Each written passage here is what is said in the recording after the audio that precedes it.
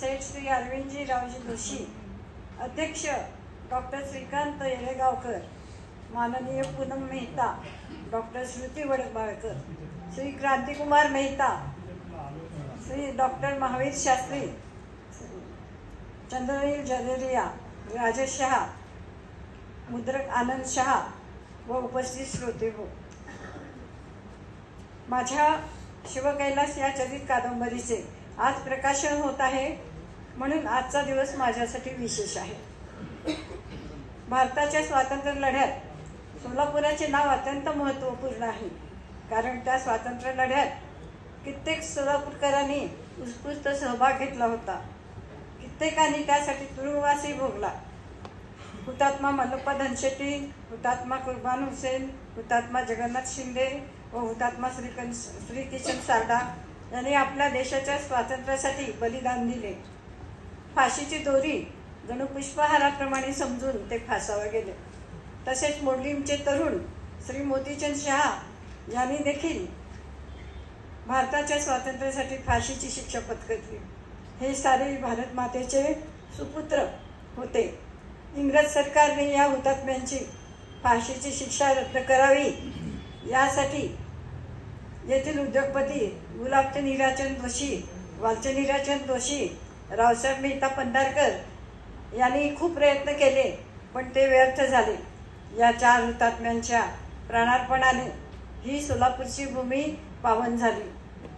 हे असे देशभक्तीचे संस्कार माझे आजोबा शिवलाल मेहता यांच्या तरुण मनावर होत होते. हुतात्मा जगन्नाथ शिंदे त्यांचे मित्र होते, तर मल्लप्पा धनशेट्टी परिचयाचे होते. माझे आजोबा शिवलाल मेहता यांचे पूर्वज 250 वर्षापूर्वी गुजरातमधून इथे आले, कारण तेथे आक्रमकांचे हल्ले होऊ लागले. त्यामुळे अनेक जैन गुजराती मारवाडी लोकांनी स्थलांतर केले आणि इकडे व्यापार उद्योग करून स्थिर झाले. मेहता येथून जवळच्याच बोरामणी गावात स्थायिक झाले. तिथे त्यांनी शेती घेतली, वाडे बांधले.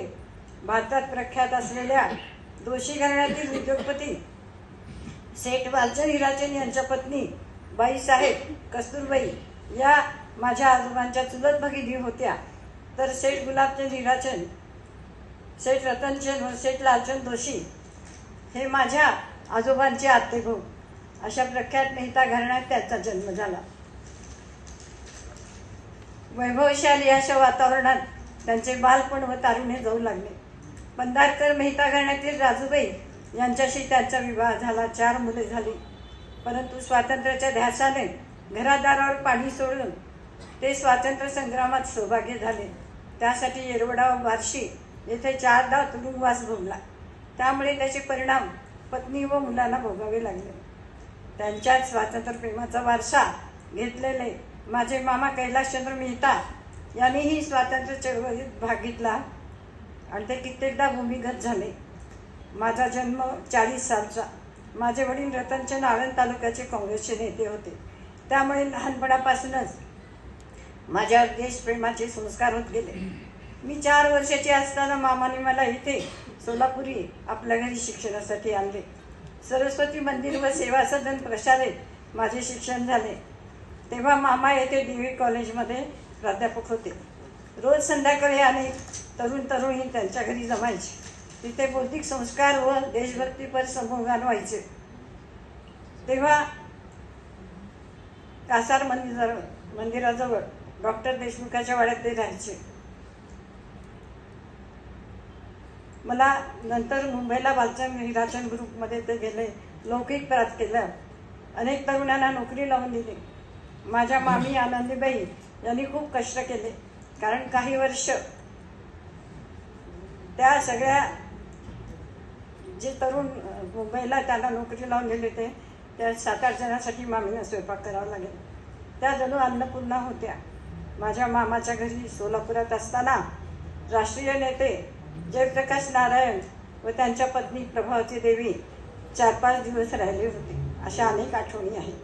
त्यापैकी अभिमानाची आठवण म्हणजे जेव्हा भारताचा पहिला स्वातंत्र्य दिन साजरा झाला, त्यावेळी पार्क मैदानावर पहिले झेंडावंदन माझ्या मामांच्या हातूनच झाले. हा त्यांचा योग्य सन्मान होता. मला असे आजोबा मामा यांचे जीवन शब्दबद्ध करावे असे वाटले. त्यातून या पुस्तकाची निर्मिती झाली.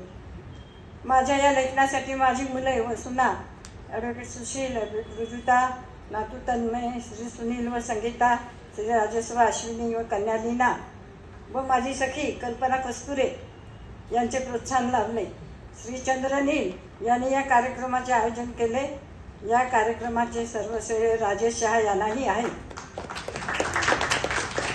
कारण त्यांनी या कार्यक्रमाच्या पूर्वतयारीसाठी अगदी अनेक म्हणजे विशेष नियोजन केले आहे. तर आजचा हा दिवस माझ्यासाठी भाग्याचा आहे.